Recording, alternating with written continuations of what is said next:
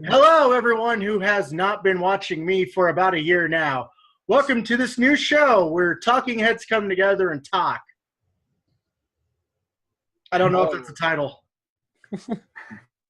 Today we're going to be discussing Blade Runner because if there's anything I need to get my channel to get 2 more subscribers, it's to tie into a new coming film.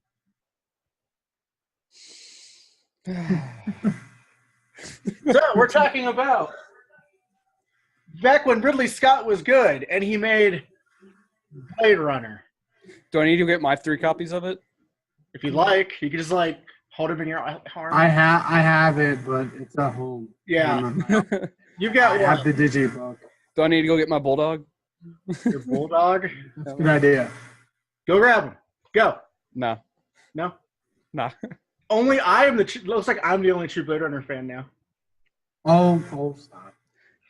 I could go get my copies, but that would involve me getting up. So this is exactly what you get, Chris, the digibook? Yeah, I got it actually for $16 at a used store. So I got mine for $2 at a yard sale, and it is a DVD. It's not even like the plastic cover. It's the cardboard cover that had the plastic clasp on it. So it's like clink, and then you open it. It's a DVD. Also, it's not the final cut. I mean, no, the good thing about the digibook is you have the original cut, you have the director's cut, you have the final cut, which is the best, and you have the work print cut. So, and some other cuts. And it's pretty good. And I recommend buying that one. Well, for me hanging out with Ian, my appreciation for the Blu-ray has grown, has it not? Yeah, actually, one of my buddies, Matt Beer, has not ever seen this. And so, trying to work out which is the best way to show him. And pretty much the final cut, I think, is for those who have never seen the movie. It's obviously one of our favorite films. You need to watch the final cut. I think that's the way that you need to experience first. The final cut and the director's cut are a lot alike, but the final cut improves a lot of things. We will talk about that. Yeah. So, how many of us have seen the original theatrical cut? We're going to start with the original theatrical cut and act like we have not seen any other cuts to start off with. Nano ni, Shimoska. If the theatrical cut was the only version of Blade Runner you had saw or seen, however it's correctly said, would you like the film? Would you still love Blade Runner today if that was the only cut available? I would have an appreciation of it, but I don't feel like my love for Blade Runner would be as strong with just having that theatrical cut. Like, I would have that understanding that maybe there's something a little bit more going on underneath it that they're not giving us as an audience. Just like that little smidgen. Like, with the whole debate, is Deckard a replicant? Is he human? You know, with all these different versions of the cuts and everything, it kind of answers it in different ways. Yep. Because the original cut says no, and we'll discuss what the other cuts say later. Yeah. Chris. Now, you also got to understand, you got to also understand, at this time in my life, I was also watching Matrix, but the number 1 movie was Johnny Mnemonic. Yeah.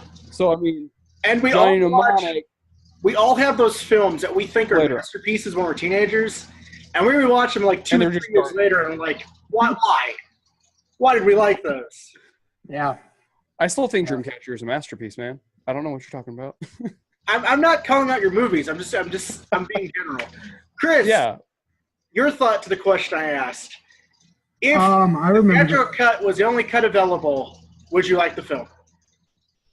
Yeah, it's still a good movie. It's still a great movie, but I think it's over in the ending that would take me out of it, which makes it incredible today. Because I remember the very first time I saw this movie, I was 17. I think it was a year after I saw 2001, which was the movie that got me into filmmaking. It's my favorite movie. So to go into something like Blade Runner, which is my top of all time, just watch the original cut. To me, it feels like it's a great movie. It's not the masterpiece that we see today because I can't watch the original cut now because my favorite part of one of them is the ending. I love the ending of the final cut. If you take that out and the narrating kind of demeans the For me, I the first cut I saw, I was mid-teenage, don't remember the exact age I was. I had wanted to see this film my entire life. And the first cut I saw was the final cut. And it wasn't until a couple of years ago when I bought this that I saw the theatrical. And had that been the first version I saw, I would have liked it. It would not have blown my mind. It would not have become my favorite sci-fi film of all time. And I would not have appreciated the somber performance that Harrison Ford gives. Because in the theatrical cut, the studio forced Ridley Scott to add the voiceover, which over-explains everything. Mm-hmm. And with that, I feel like I'm an idiot who can't comprehend a film. Blade Runner is a film that's best viewed a few times over to understand, but not if you watch the theatrical cut. It tells you everything. Mm-hmm. This is what we're making. This is what the meaning is. And it insults your intelligence in a way, but under that, and under the sometimes wonky editing, is a beautifully well-shot, acted, and well-told story buried under bad decisions. We should talk about, as I know me and Ian over here are filmmakers. I don't know if the side guy here is. I'm a camera guy. Okay, all right. So this was one of the most hellish production shoots. And Yes. you look at this movie and you see how it turned out. You look at Star Wars, you look at Jaws, you look at Blade Runner, you look at Fear of Blood. But, I mean, you look at all these movies and you see how they could actually be made. It's pretty impressive, especially with effects like this in 1980, that even 2001, when CA, how did they do that? Still today, how did they do that? I mean, yes, we had Star Wars, but I feel like this is more accurate than science fiction visuals than Star Wars was. We're talking, this is 82, so you had E.T. Yeah. You had all these movies come out, and also it was a huge cult hit, So, and I've had, as somebody who's a filmmaker who's made short films and has the last one coming, I've had cult hits. So I understand where people are going. I don't know about this, but you also have to see how they made the film. And if for those who don't know, definitely check out Dangerous Days. You have the digibooks. It's on there. It's like a 3-hour documentary. It is fantastic. It's fantastic. So That's like one of the things I really liked, especially in the what you call transitional scenes, where nothing was really taking place, where you can really like soak in the environment of this future.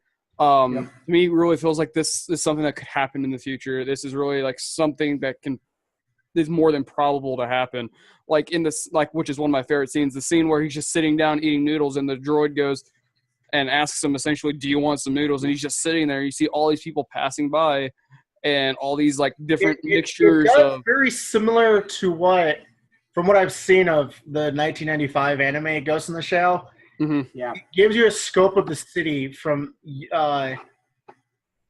the eye level. Yeah, you get the big flowing shots, but there's flying cars, so those flowing shots are actually possible. The cinematography of Blade Runner is top notch. I think it's one of the most beautiful films to look at ever filmed, and possibly the most beautiful sci-fi film. I don't know about that. No, I'm going to go ahead and I'm going to say 2001, but definitely a close second. 2001 is probably more beautiful, especially seeing that its stories were 100%. I mean, because Jordan Cronenweth did this cinematography, which is fantastic. And what we're going to be excited about is Roger Deakins is doing this one. So you see a lot, which looks a lot of inspiration with Jordan Cronenweth is some of the greatest of all time. So it's definitely one of those cinematographies that really just, you look at a cinematographer who's not, unfortunately not around anymore, you definitely look at somebody who should be recognized for their work. 100% should be recognized. Jordan Cronenweth. It's a fantastic cinematography. Yeah. Oh, yeah. That's one of the things that struck about Blade Runner for me was it was around being a teenager that I started really appreciating shot composition. and the shot composition in Blade Runner is immaculate. Nothing feels accidental in the way it's framed, but nothing feels staged, which is something that some modern filmmakers, like Zack Snyder, as much like his work, you can feel the stage blockings for a lot of the shots, where Blade Runner always looks beautiful, but it feels natural to the world. Question go back to me. I see a lot of inspiration cinematography-wise for those who have not seen my film. You can go look it up.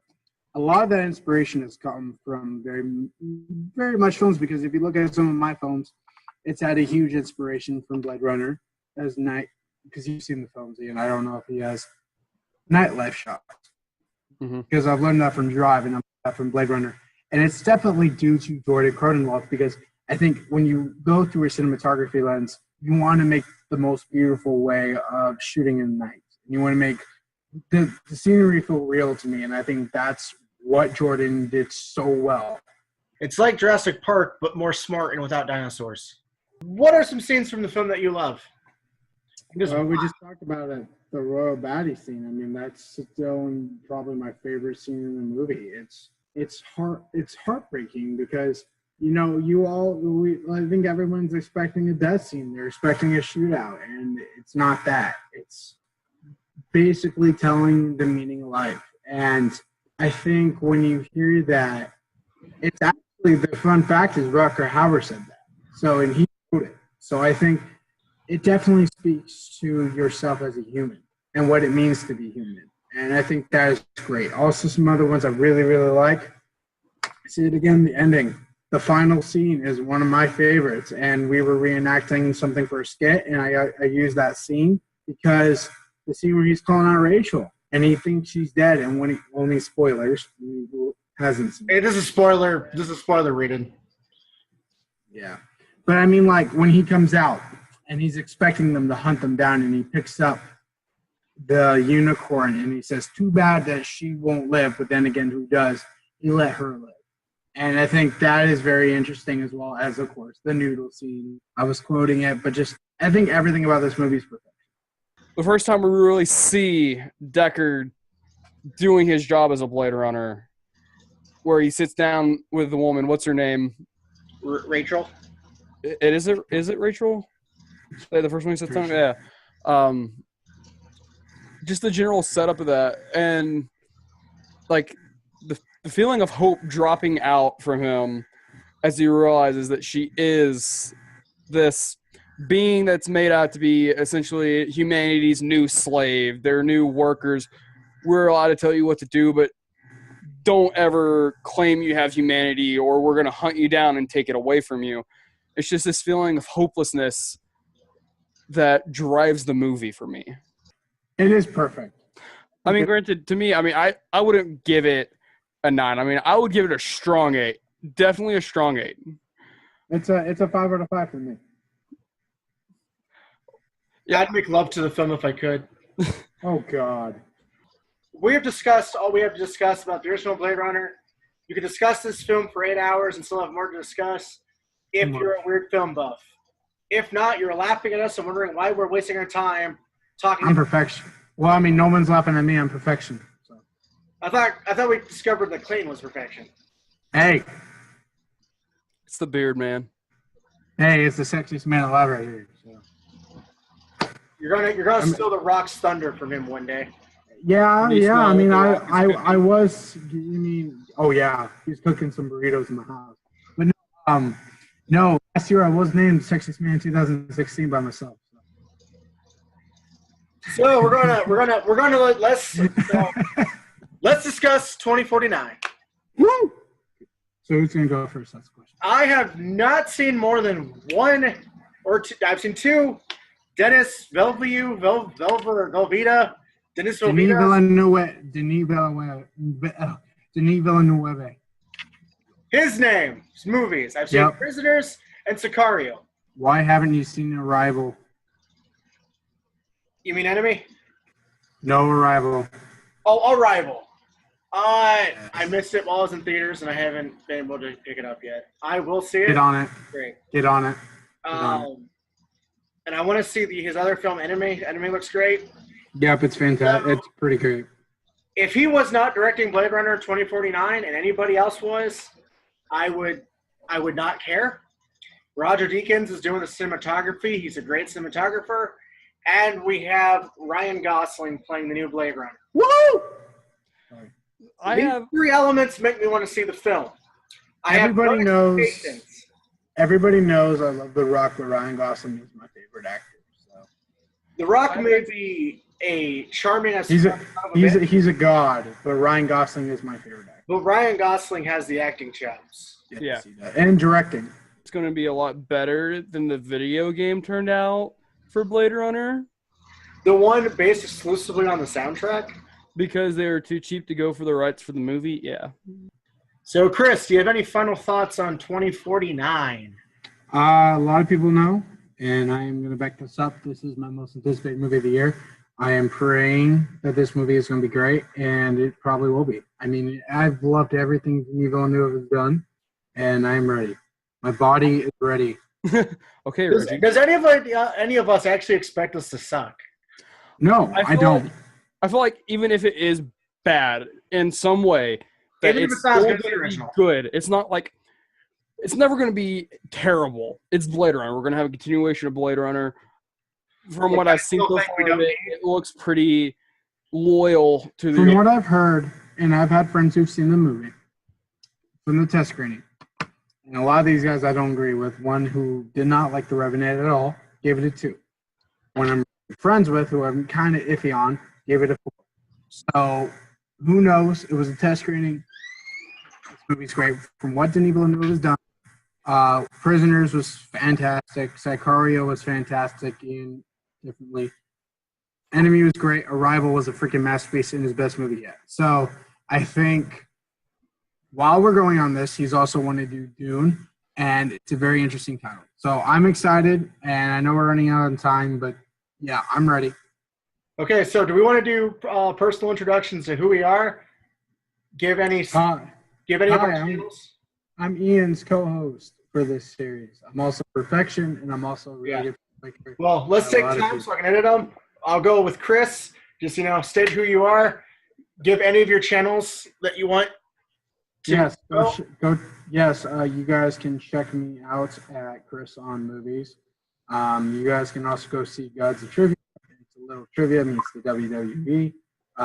The big dog over here has a title contention match coming up, so look forward to that. And then I'm here bi-weekly with Ian talking movies. We're going to be doing something really cool. The next one is going to be Blue Velvet by the great David Lynch, and I have never seen it. So without that movie, we'd have never had Twin Peaks. I've never seen that either. So what? I've not seen Twin Peaks. Twin Peaks is fantastic. Greatest TV show of all time. Clayton, would you like to introduce yourself? Hi, I'm Clayton the Psy Guy. You've seen me probably once or twice in a random video somewhere on the internet. You'll probably be seeing me a lot more on this channel with Ian. And we'll be in perfectly blurry 480. Oh, yeah. I'm mostly working behind the camera, if not maybe beside him or in my own videos. You can catch me on this channel or over at the channel with the guys Slycotic. Work quite a bit with them. That's where you can find me. Their videos suck. And yes, I just called them out on my video. Show this to them. Do you have anything else you would like to say that sucks? Any of my movies? No, I'm just calling our YouTube channel. I don't know them personally, so I haven't called them out personally. You know what? I actually think we should discuss one of my movies sometime. We will do that in a video. We will definitely. Oh God. As long as you're okay with it. I'm not being here if you guys are talking about Playboy. I made that mistake making it. I'm not talking about I will talk about Fear of Blood because that took a long time. And I'm Ian, the Retro Nerd. It's been a year since I've uploaded anything. You probably forgot about me. Heck, you might be someone who knows me personally, and you're like, you put up another video? You're going to only give it a thumbs up because you feel pity for me. But whatever, it is what it is. I'm only back after a year because I have a new subscriber. Wait, subscriber? I mean sponsor, Boot Crate. It is the only crate you can get 4 times a year, full of what? Boots? Boots for your feet, boots for your car. It is a crate full of boots. Thank you, Boot Crate. This totally real subscription service. Check the links in the description below. If the link doesn't work, don't question it. See you next time. Or my channel will be disabled, one of the two. Boot Crate does not take responsibility for any harm come from the delivery of Boot Crate.